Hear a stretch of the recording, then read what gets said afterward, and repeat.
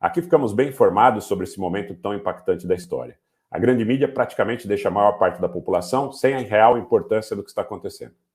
Márcio, o grande problema, a grande falta da grande mídia, além da efetiva democratização em relação a essa questão de dar espaço para ambos os lados, eu digo que eles fazem um degradê, mas basicamente é um vermelho com vários tons de pink ao roxo, né? O grande problema é a falta de contextualização. Esse conflito ele não acontece aleatoriamente. Esse conflito tem eixos, tem características, tem marcas anteriores. É impossível falar disso se não falar de Idlib, é impossível falar disso se não falar do próprio Kosovo, é impossível falar disso se não falar de Nagorno-Karabakh, é impossível falar disso se não falar do Azerbaijão como pretenso,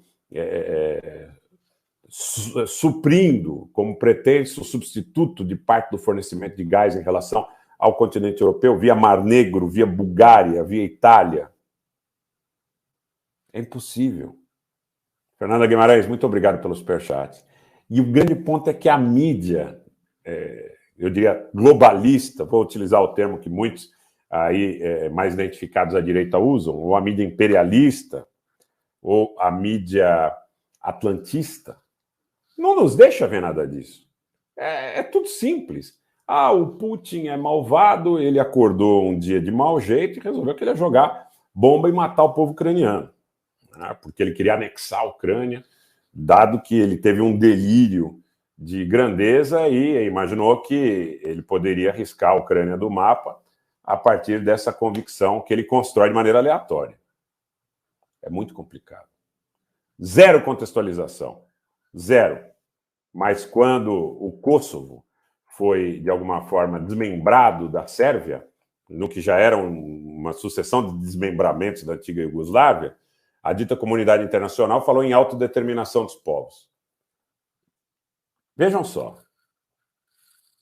O desmembramento do Kosovo da antiga Iugoslávia, da Sérvia, ele foi, naquele momento, Sérvia e Montenegro, naquele momento ele foi tido como uma conquista da democracia. Eu tenho certeza que muitos de vocês lembram disso. Uma conquista da democracia, um direito de autodeterminação dos povos. Por que o mesmo não vale para Nagorno-Karabakh, com evidente maioria armênia há 3.000 anos, os censos soviéticos corroborando do início ao fim da União Soviética, o regime de ingresso jurídico? Stalin dá como administração de um oblast autônomo para o Azerbaijão. Ao cabo do período soviético, há uma legislação específica para o desmembramento de okrugs e oblasts.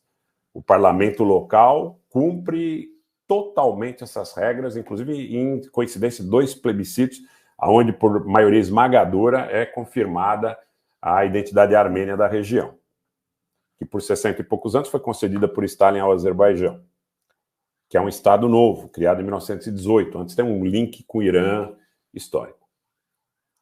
Mas não vamos ficar em Nagorno-Karabakh, porque você que está me assistindo vai dizer o seguinte: o Rogério Anitablian, ele é armênio, então ele está falando de Nagorno-Karabakh em primeira pessoa, em causa própria e tudo mais. Então vamos falar sobre as regiões de Luhansk e Donetsk. Por que se pode para o Kosovo? Porque o Kosovo, na minha opinião, é menos albanês do que Luhansk e Donetsk, que são russos, ou do que a Crimeia russa. Então, para o Kosovo é uma conquista civilizatória contra a barbárie dos sérvios.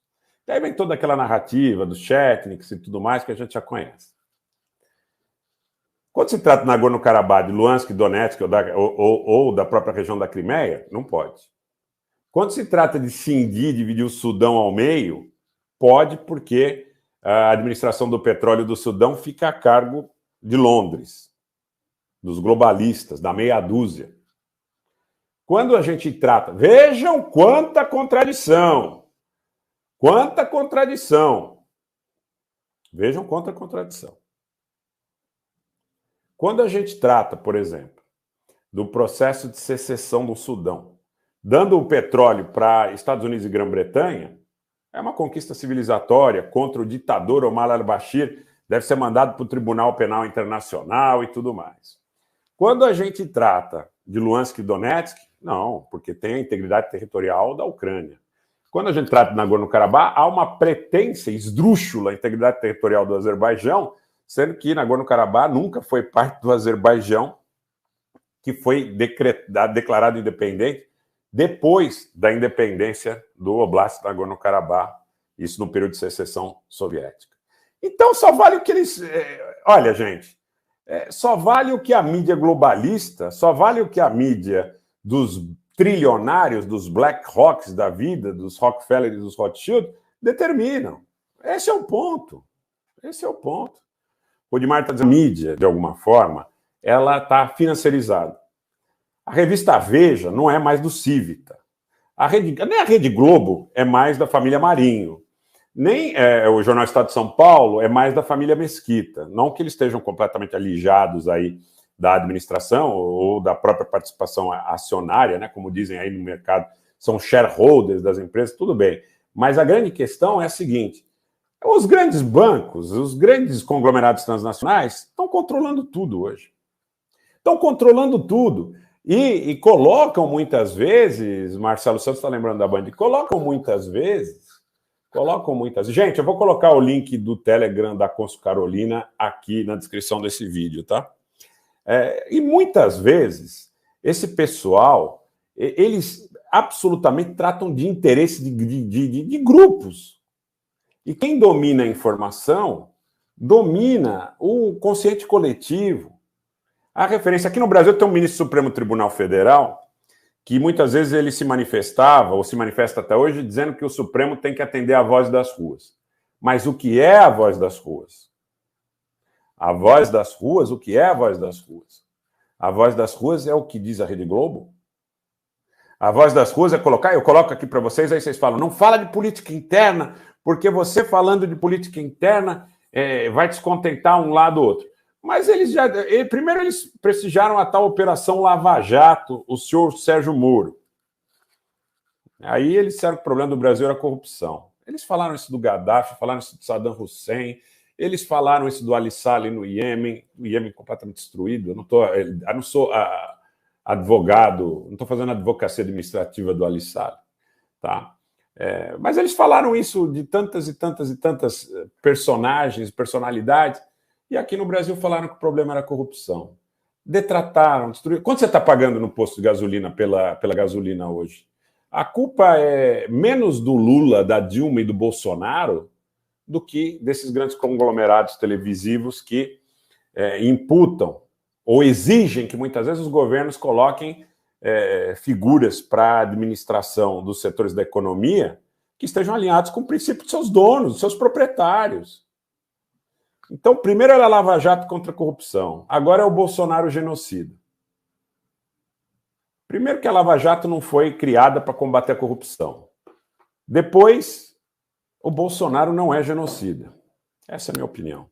Pode me criticar à vontade, mas, Everson, desculpa, eu faço o que a minha consciência recomenda no sentido de levar o melhor de informação, ainda que seja simpático ou antipático. Na realidade, eu não estou interessado em popularidade, eu estou interessado em cumprir o meu dever histórico de cidadania, que fique como um marco, porque quando eu falava contra a Lava Jato, muita gente não queria mais falar comigo, dizia que eu estava defendendo o corrupto, dizia que eu defendia gente que não merecia o crédito que eu estava lhes imputando, mas eu não estou interessado em popularidade, estou interessado em cumprir o meu dever. Então, eu tenho o dever cívico de colocar isso para vocês. Vocês são colocados a lutarem uns contra os outros, enquanto os verdadeiros problemas, questões e tiranos acabam dando de mão.